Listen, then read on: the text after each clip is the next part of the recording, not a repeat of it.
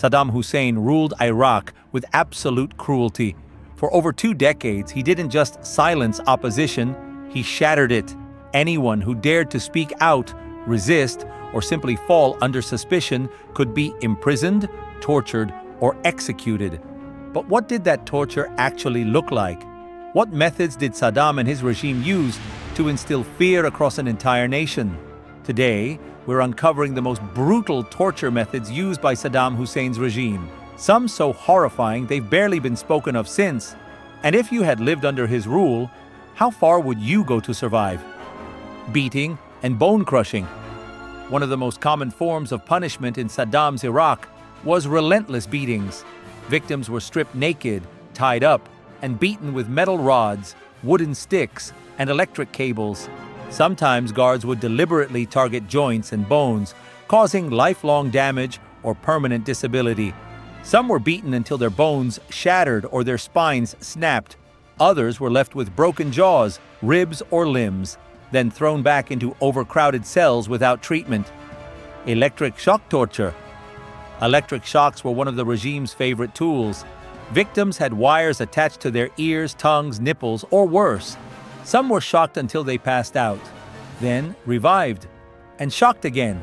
The Mukhabarat, Saddam's feared intelligence agency, used electricity not to get information, but to destroy the soul. Prisoners often reported they'd rather die than endure another round. Nail removal and finger amputation. Torturers didn't just break bones, they went further.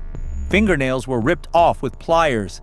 In some cases, entire fingers were amputated slowly, without anesthetic.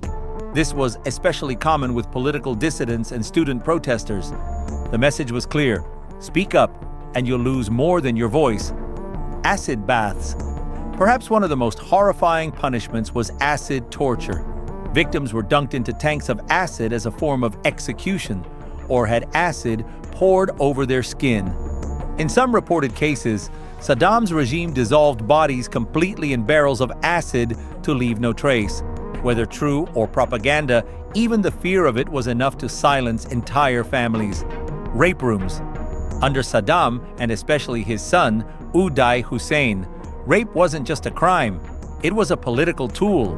Women, especially wives, daughters, and sisters of political enemies, were kidnapped, imprisoned, and repeatedly assaulted.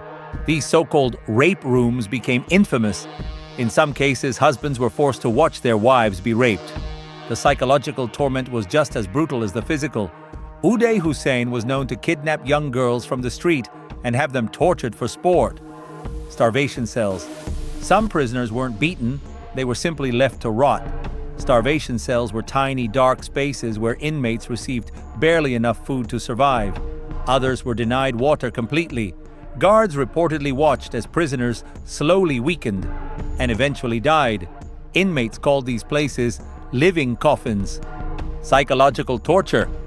Torture didn't end with physical pain. Saddam's regime weaponized silence, isolation, and fear. Prisoners were placed in tiny, dark cells for weeks, alone, without human contact. Some were told they would be executed in minutes, only to be spared at the last second.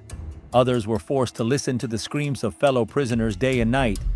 Some were shown videos of their family members being tortured, real or fake, as a means to crush their will. Public executions. In Saddam's Iraq, death was not just punishment, it was theater. Public executions were staged to send a message. This is what happens when you resist. Some were hanged in front of entire neighborhoods. Others were shot in the head while forced to kneel on camera. The regime wanted people to see death, to remember it, and to stay silent. Stories from survivors. Survivors have come forward with heartbreaking testimonies. Men who were tortured daily for years, women who lost entire families, children who were born and raised in prison cells. One man said, "They broke my bones every day for a week, and when I could no longer scream, they started again." Another, "I forgot what sunlight looked like." Their stories are why we must remember and why we must speak out. Conclusion: never forget.